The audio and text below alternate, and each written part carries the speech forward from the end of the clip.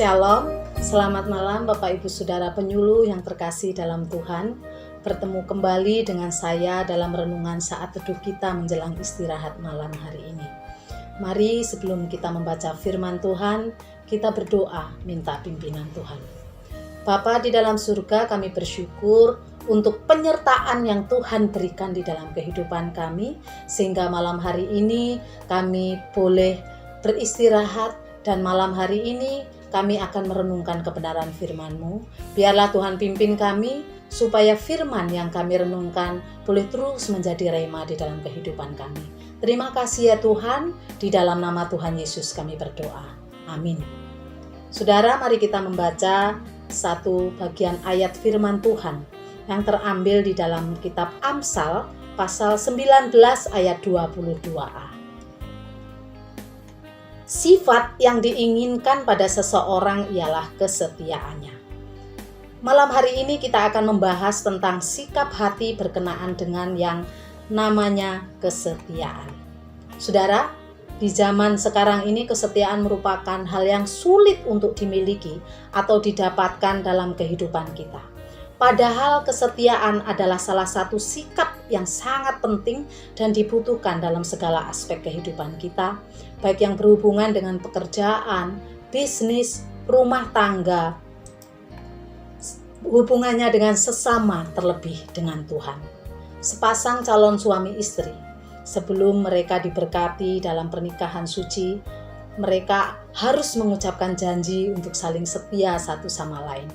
Seorang pejabat sebelum dilantik, mereka harus melakukan sumpah untuk setia dalam tugas yang akan diembannya. Para karyawan harus setia kepada bosnya agar dapat mencapai target kerjanya. Seorang hamba yang baik adalah hamba yang setia kepada tuannya. Kesetiaan dapat diartikan sebagai keteguhan hati yang juga mengandung unsur adanya ketaatan, kepatuhan, tidak berubah, konsisten, dan dapat dipercaya. Saudara, dalam banyak hal orang mengatakan bahwa hidup adalah pilihan, yang artinya kita boleh memilih untuk memiliki atau tidak. Namun berbeda dengan yang namanya kesetiaan. Kesetiaan wajib dan harus dimiliki oleh setiap orang percaya. Sebab kesetiaan merupakan salah satu karakter yang penting dan harus dimiliki orang percaya sebagai buah roh. Kesetiaan mudah untuk diucapkan, tetapi sulit untuk dilakukan. Sehingga kesetiaan merupakan hal yang bernilai tinggi dan bukan hal yang murahan. Sebab kesetiaan membutuhkan yang namanya pengorbanan. Seperti yang sudah dilakukan Tuhan Yesus. Karena kesetiaannya kepada Bapa, Dia rela mati disalib untuk menebus dosa manusia. Walaupun kesetiaan adalah hal yang mahal dan sulit dilakukan, namun demikian bukan berarti kita tidak dapat memiliki atau melakukannya selama kita memiliki komitmen yang kuat. Lalu pertanyaan selanjutnya, kesetiaan yang bagaimana yang harus dimiliki? Yang pertama, kesetiaan yang tanpa syarat. Kesetiaan yang tidak dipengaruhi oleh situasi dan kondisi. Saudara, mungkin banyak orang berkata, saya bisa setia. Namun kesetiaan itu juga ada batasnya, ada masanya. Saat hidup dalam kondisi yang baik-baik saja, tenang dan masih sesuai dengan keinginan kita, orang masih bisa setia. Namun bagaimana saat dalam situasi yang sulit, susah dan tidak sesuai keinginan, masih bisakah setia? Dalam hal ini kita dapat belajar dari kesetiaan yang dimiliki oleh Habakuk. Kesetiaan Habakuk tidak digoyahkan oleh kondisi yang terjadi pada saat itu. Dalam Habakuk pasal 3, ketika dalam kondisi hidup yang begitu susah, tekanan yang menghimpit, keadaan alam yang tidak bersahabat, dengan yakin dia menyerukan bahwa dia akan tetap setia kepada Tuhan. Kesetiaan Habakuk tidak dipengaruhi oleh situasi dan kondisi. Habakuk memproklamirkan kesetiaannya dengan mengatakan hal yang terbalik dengan manusia zaman sekarang. Kalimat yang diawali dengan kata sekalipun, berarti situasi saat itu adalah dalam kondisi yang sebaliknya dari keinginan atau kondisi yang sedang tidak baik-baik saja. Berbeda dengan orang zaman sekarang. Kesetiaan seringkali diidentikan dengan situasi atau kondisi yang ada. Kesetiaan dengan syarat. Orang setia asal masih tampan atau cantik, asal masih sehat, asal masih kaya, asal gaji masih sepadan, asal masih baik-baik saja, asal masih menguntungkan, asal ini dan itu yang menggambarkan suatu kondisi menyenangkan. Aku bisa setia. Kesetiaan dimiliki berdasarkan situasi dan kondisi.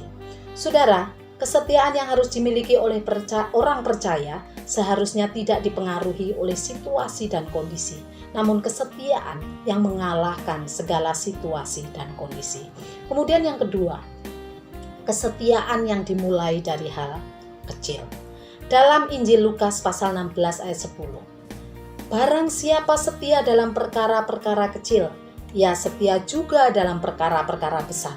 Dan barang siapa tidak benar dalam perkara-perkara kecil, ia tidak benar juga dalam perkara-perkara besar.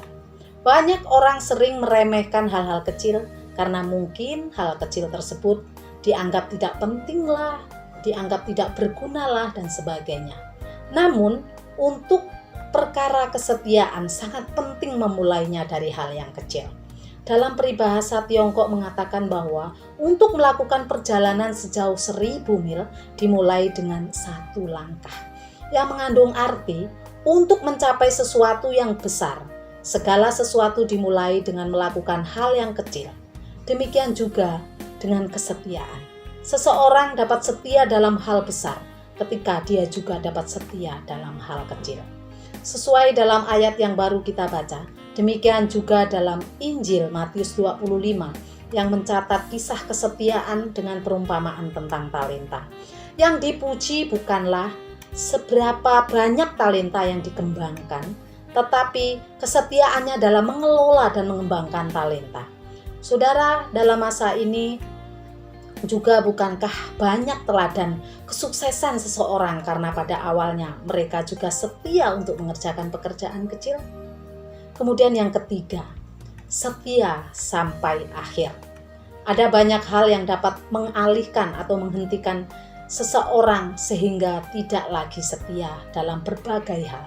Misalnya karena kekecewaan, karena ekspektasi yang tidak sesuai kenyataan, dan tidak adanya keyakinan terhadap sesuatu yang kita kerjakan atau kita lakukan. Padahal kesetiaan akan selalu membuahkan hasil yang baik untuk kita nikmati pada akhirnya. Ketika kita setia terhadap pekerjaan, maka kita akan mendapat hasil yang memuaskan. Ketika kita setia kepada atasan yang benar, maka kita akan mendapat kepercayaan. Ketika kita setia terhadap pasangan, maka keluarga akan harmonis dan bahagia. Demikian juga ketika kita setia kepada Kristus, kita akan memperoleh mahkota kehidupan. Memang untuk menjadi setia sampai akhirnya tidaklah mudah. Kadang ada penderitaan, kesusahan, bahkan pengorbanan. Entahkan korban waktu, tenaga, pikiran, perasaan, harta, bahkan mungkin harus korban nyawa seperti Kristus. Namun demikian, yakinlah bahwa ketika kita memiliki karakter seperti Kristus yang setia, kita tidak akan kecewa dengan hasil yang akan kita dapatkan. Saudara, apapun pekerjaan kita, seperti apapun perjalanan hidup kita, bagaimanapun kondisi kita saat ini, kesusahan apa yang tengah kita hadapi dalam pelayanan kita, dan walaupun banyak kesulitan saat kita setia mengikut Kristus, marilah kita tetap bertahan, karena Kristus telah memberi teladan atas semuanya itu. Dan yakinlah akan tersedia imbalan dari hasil kesetiaan itu. Satu ayat untuk menutup renungan kita, Matius 24 ayat 13. Tetapi orang yang bertahan sampai pada kesudahannya akan selamat. Amin. Demikian renungan firman Tuhan kita malam hari ini. Mari kita menutup di dalam doa. Bapa di dalam surga, kami bersyukur untuk kasih setia Tuhan. Kami boleh merenungkan kebenaran firman-Mu. Biarlah firman-Mu ini boleh terus meneguhkan kami dan pimpin kami untuk menjadi pelaku-pelaku firman. khususnya di dalam kehidupan kami, agar kami boleh terus memiliki kesetiaan yang sejati seperti yang Tuhan miliki. Bapa, sebentar kami mau beristirahat, kiranya Tuhan tolong istirahat kami, sehingga kami boleh beristirahat dengan baik, kemudian besok pagi kami boleh bangun dengan tubuh yang segar untuk melakukan segala aktivitas kami selanjutnya. Terima kasih Tuhan, terpuji namamu, di dalam nama Tuhan Yesus kami berdoa. Amin. Selamat malam, Tuhan Yesus memberkati.